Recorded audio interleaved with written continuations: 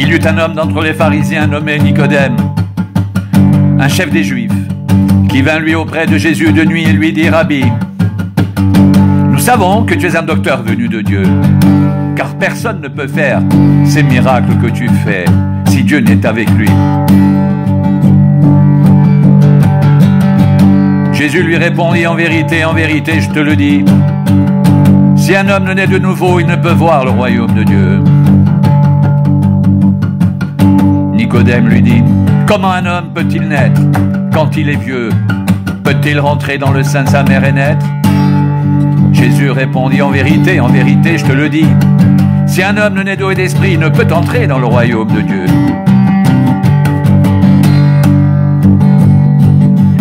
Ce qui est né de la chair est chair, et ce qui est né de l'esprit est esprit. Ne t'étonne pas que je t'ai dit, il faut que vous naissiez de nouveau. Le vent souffle où il veut et tu en entends le bruit, mais tu ne sais d'où il vient ni où il va. Il en est ainsi de tout homme qui est né de l'esprit. Nicodème lui dit: comment cela peut-il se faire? Jésus lui répondit: tu es le docteur d'Israël et tu ne sais pas ces choses.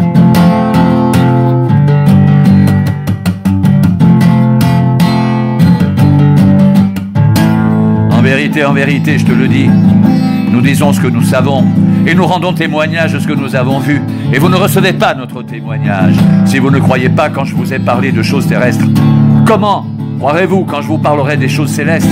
Personne n'est monté au ciel, si ce n'est celui qui est descendu du ciel, le Fils de l'homme qui est dans le ciel. Et comme Moïse éleva le serpent dans le désert, il faut de même que le Fils de l'homme soit élevé, afin que quiconque croit en lui ait la vie éternelle. Car Dieu a tant aimé le monde qu'il a donné son Fils unique, afin que quiconque croit en lui ne périsse pas, mais qu'il ait la vie éternelle. Dieu en effet n'a pas envoyé son Fils dans le monde pour qu'il juge le monde, mais pour que le monde soit sauvé par lui. Celui qui croit en lui n'est point jugé, mais celui qui ne croit pas est déjà jugé, parce qu'il n'a pas cru au nom du Fils unique de Dieu. Et ce jugement, c'est que la lumière étant venue dans le monde, les hommes ont préféré les ténèbres à la lumière, parce que leurs œuvres étaient mauvaises. Car quiconque fait le mal est la lumière et ne vient point à la lumière, de peur que ses œuvres ne soient dévoilées. Mais celui qui agit selon la vérité vient à la lumière, afin que ses œuvres soient manifestées, parce qu'elles sont faites en Dieu.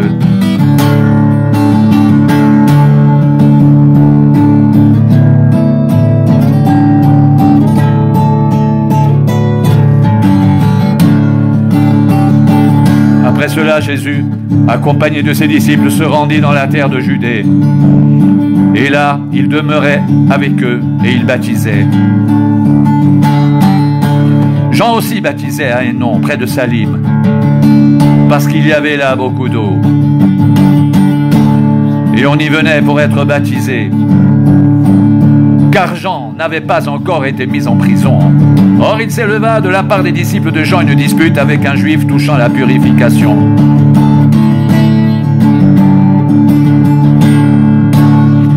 Ils vinrent trouver Jean et lui dirent: Rabbi, celui qui était avec toi au-delà du Jourdain et à qui tu as rendu témoignage, voici, il baptise, et tous vont à lui. Jean répondit: un homme ne peut recevoir que ce qui lui a été donné du ciel. Vous-même m'êtes témoin que j'ai dit: je ne suis pas le Christ, mais j'ai été envoyé devant lui. Celui à qui appartient l'épouse, c'est l'époux. Mais l'ami de l'époux qui se tient là et qui l'entend éprouve une grande joie à cause de la voix de l'époux. Aussi cette joie qui est la mienne est parfaite. Il faut qu'il croisse et que je diminue.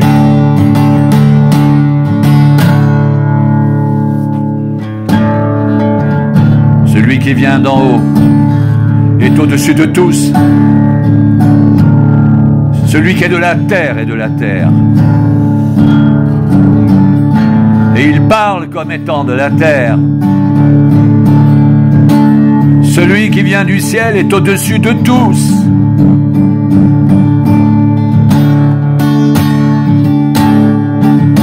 Il rend témoignage de ce qu'il a vu et entendu.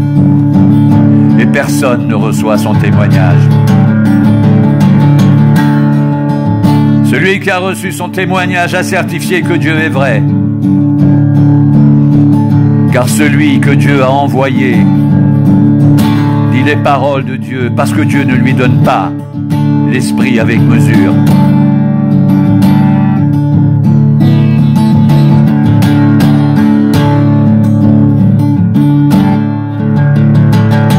Le Père aime le Fils, et il a remis toutes choses entre ses mains. Celui qui croit au Fils a la vie éternelle. Celui qui ne croit pas au Fils ne verra point la vie, mais la colère de Dieu demeure sur lui.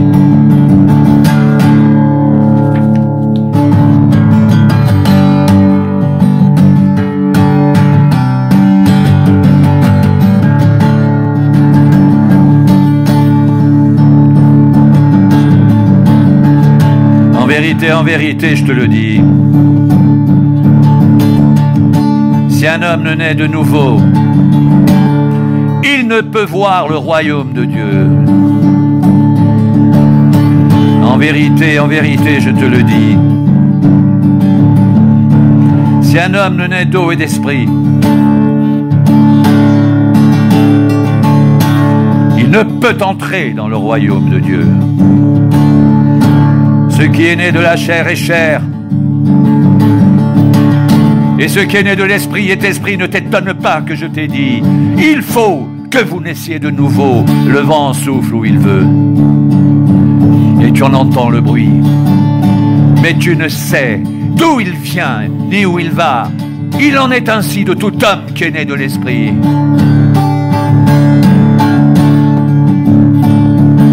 En vérité, je te le dis. Nous disons ce que nous savons et nous rendons témoignage de ce que nous avons vu, et vous ne recevez pas notre témoignage. Si vous ne croyez pas quand je vous ai parlé des choses terrestres,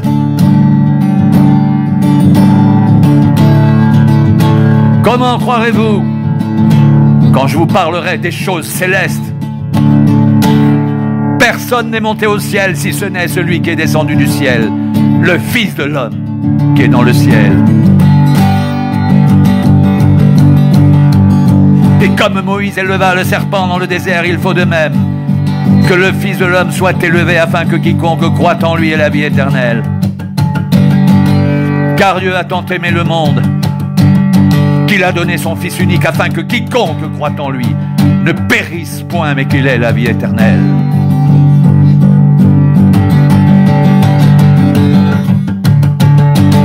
Dieu, en effet, n'a pas envoyé son Fils dans le monde pour qu'il juge le monde, mais pour que le monde soit sauvé par lui.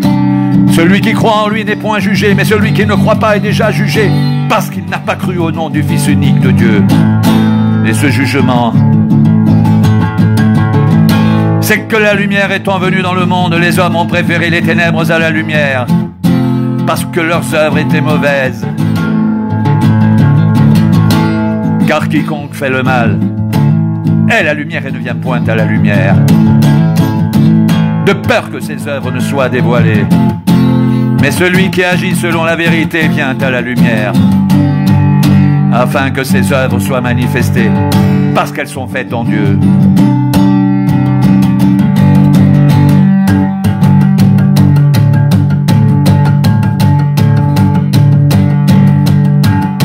En vérité, je te le dis, si un homme ne naît de nouveau, il ne peut voir le royaume de Dieu. En vérité, je te le dis, si un homme ne naît d'eau et d'esprit, il ne peut entrer dans le royaume de Dieu. Ce qui est né de la chair est chair, ce qui est né de l'esprit est esprit. Ne t'étonne pas que je t'ai dit, il faut que vous naissiez de nouveau. Le vent souffle où il veut, et tu en entends le bruit, mais tu ne sais d'où il vient et où il va. Il en est ainsi de tout homme qui est né de l'esprit. en vérité, je te le dis. Nous disons ce que nous savons et nous rendons témoignage de ce que nous avons vu. Et vous ne recevez pas notre témoignage. Si vous ne croyez pas quand je vous ai parlé des choses terrestres, comment croirez-vous quand je vous parlerai des choses célestes? Personne n'est monté au ciel, si ce n'est celui qui est descendu du ciel, le Fils de l'homme qui est dans le ciel. Et comme Moïse éleva le serpent dans le désert, il faut de même que le Fils de l'homme soit élevé afin que quiconque croit en lui ait la vie éternelle. Car Dieu a tant aimé le monde qu'il a donné son Fils unique afin que quiconque croit en lui ne périsse point, mais qu'il ait la vie éternelle. Dieu, en effet, n'a pas envoyé son Fils dans le monde pour qu'il juge le monde, mais pour que le monde soit sauvé par lui. Celui qui croit en lui n'est point jugé, mais celui qui ne croit pas est déjà jugé, parce qu'il n'a pas cru au nom du Fils unique de Dieu. Et ce jugement, c'est que la lumière étant venue dans le monde, les hommes ont préféré les ténèbres à la lumière, parce que leurs œuvres étaient mauvaises.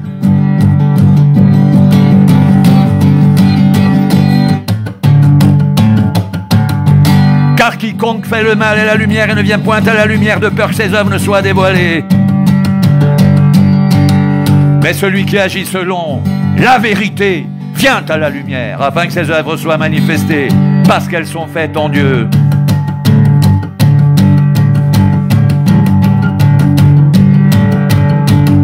Après cela, Jésus, accompagné de ses disciples, se rendit dans la terre de Judée. Et là, il demeurait avec eux et il baptisait. Jean aussi baptisait à Hénon, près de Salim, parce qu'il y avait là beaucoup d'eau et on y venait pour être baptisé. Car Jean n'avait pas encore été mis en prison. Or, il s'éleva de la part des disciples de Jean une dispute avec un juif touchant la purification. Ils vinrent trouver Jean et lui dirent: Rabbi, celui qui était avec toi au-delà du Jourdain et à qui tu as rendu témoignage, voici, il baptise et tous vont à lui. Jean répondit: Un homme ne peut recevoir que ce qui lui a été donné du ciel. Vous-même m'êtes témoin que j'ai dit: Je ne suis pas le Christ, mais j'ai été envoyé devant lui. Celui à qui appartient l'épouse, c'est l'époux. Mais l'ami de l'époux qui se tient là et qui l'entend éprouve une grande joie à cause de la voix de l'époux. Aussi cette joie qui est la mienne est parfaite. Il faut qu'il croisse et que je diminue.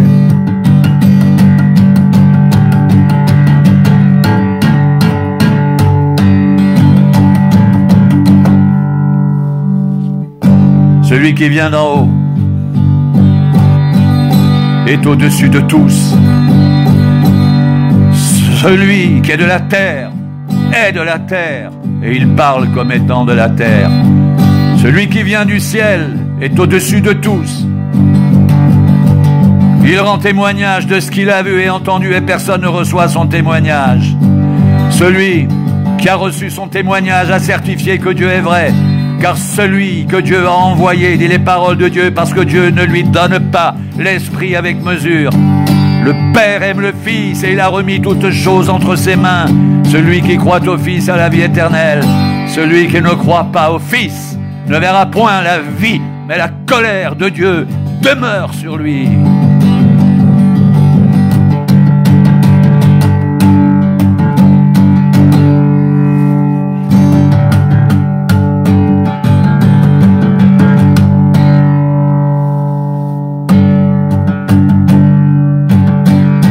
Comment les morts ressuscitent-ils? Et avec quel corps reviennent-ils? Insensé. Ce que tu sèmes ne reprend point vie s'il ne meurt. Et ce que tu sèmes, ce n'est pas le corps qui naîtra, c'est un simple grain de blé peut-être, ou de quelque autre semence. Puis Dieu lui donne un corps comme il lui plaît. Et à chaque semence, il donne un corps qui lui est propre.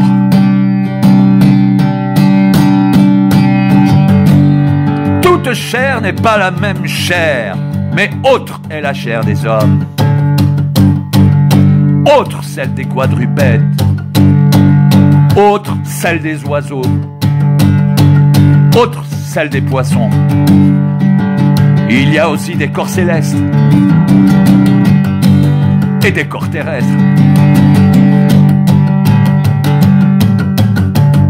Mais autre est l'éclat des corps célestes, autre celui des corps terrestres, autre est l'éclat du soleil, autre l'éclat de la lune, et autre l'éclat des étoiles. Même une étoile diffère en éclat d'une autre étoile.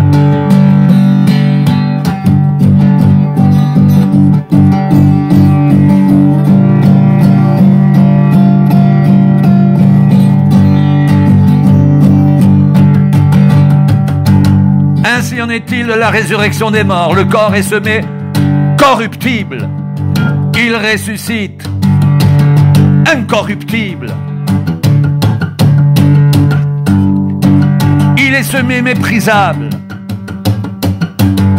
Il ressuscite glorieux. Il est semé infirme. Il ressuscite plein de force. Il est semé corps animal. Il ressuscite corps spirituel. S'il y a un corps animal, il y a aussi un corps spirituel. C'est pourquoi il est écrit: le premier homme, Adam, devint une âme vivante. Le dernier Adam est devenu un esprit vivifiant. Mais ce qui est spirituel n'est pas le premier. C'est ce qui est animal. Ce qui est spirituel vient ensuite. Le premier homme, tiré de la terre, est terrestre. Le second homme est du ciel. Tel est le terrestre, tels sont aussi les terrestres, et tel est le céleste. Tels sont aussi les célestes, et de même que nous avons porté l'image du terrestre, nous porterons aussi l'image du céleste. Ce que je dis, frère,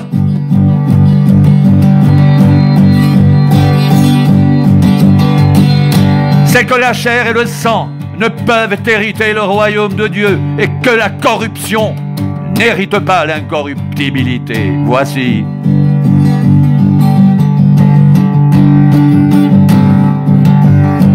Je vous dis un mystère.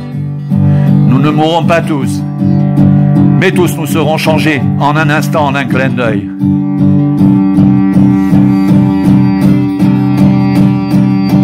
À la dernière trompette,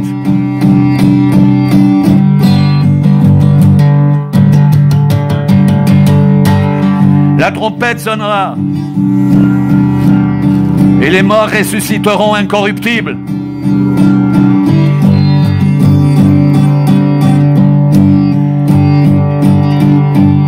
Et nous serons changés.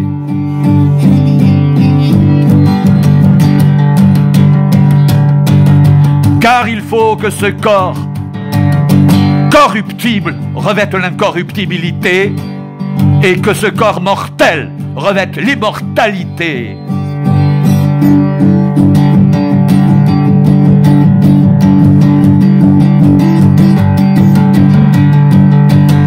Lorsque ce corps corruptible aura revêtu l'incorruptibilité et que ce corps mortel aura revêtu l'immortalité,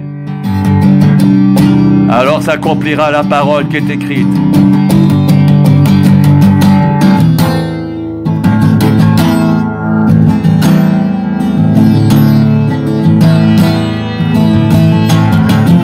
Ô mort, où est ton aiguillon? La mort a été engloutie dans la victoire. Ô mort, où est ta victoire? Ô mort, où est ton aiguillon? L'aiguillon de la mort, c'est le péché. Et la puissance du péché, c'est la loi. Mais grâce soit rendue à Dieu.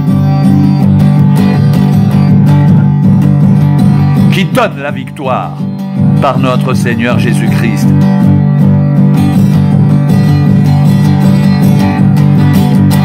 Voici, je vous dis un mystère, nous ne mourrons pas tous,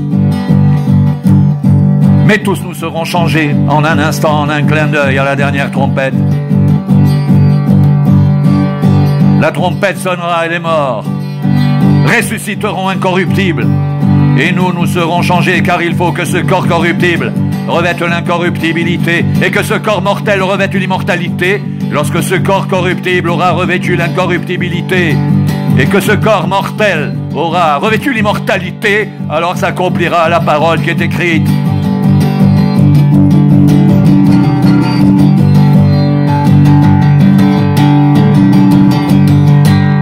La mort a été engloutie dans la victoire. Ô mort, où est ta victoire? Ô mort, où est ton aiguillon? L'aiguillon de la mort, c'est le péché. Et la puissance du péché, c'est la loi. Mais grâce soient rendues à Dieu, qui nous donne la victoire par notre Seigneur Jésus-Christ.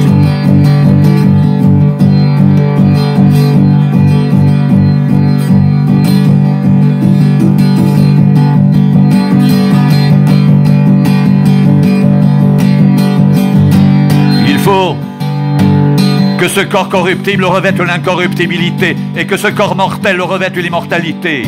Lorsque ce corps corruptible aura revêtu l'incorruptibilité et que ce corps mortel aura revêtu l'immortalité, alors s'accomplira la parole qui est écrite. La mort a été engloutie dans la victoire. Ô mort, où est ta victoire? Ô mort, où est ton aiguillon? L'aiguillon de la mort, c'est le péché, et la puissance du péché, c'est la loi. Mais grâce soit rendue à Dieu,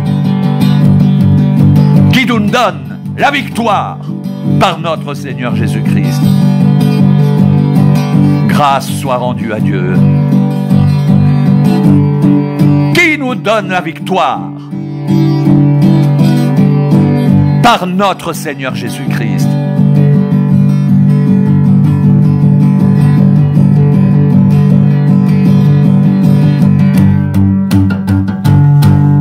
Le corps est semé corruptible, il ressuscite incorruptible. Il est semé méprisable, il ressuscite glorieux. Il est semé infirme, il ressuscite plein de force. Il est semé corps animal, il ressuscite corps spirituel. S'il y a un corps animal, il y a aussi un corps spirituel. C'est pourquoi il est écrit: le premier homme Adam devint une âme vivante. Le dernier Adam est devenu un esprit vivifiant. Mais ce qui est spirituel n'est pas le premier. C'est ce qui est animal. Ce qui est spirituel vient ensuite. Le premier homme tiré de la terre est terrestre. Le second homme est du ciel. Tel est le terrestre, tels sont aussi les terrestres. Et tel est le céleste, tels sont aussi les célestes. Et de même que nous avons porté l'image du terrestre, nous porterons aussi l'image du céleste.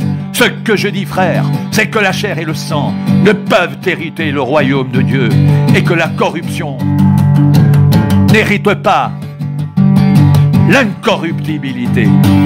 Voici, je vous dis un mystère, nous ne mourrons pas tous, mais tous nous serons changés en un instant, en un clin d'œil, à la dernière trompette. La trompette sonnera et les morts ressusciteront incorruptibles.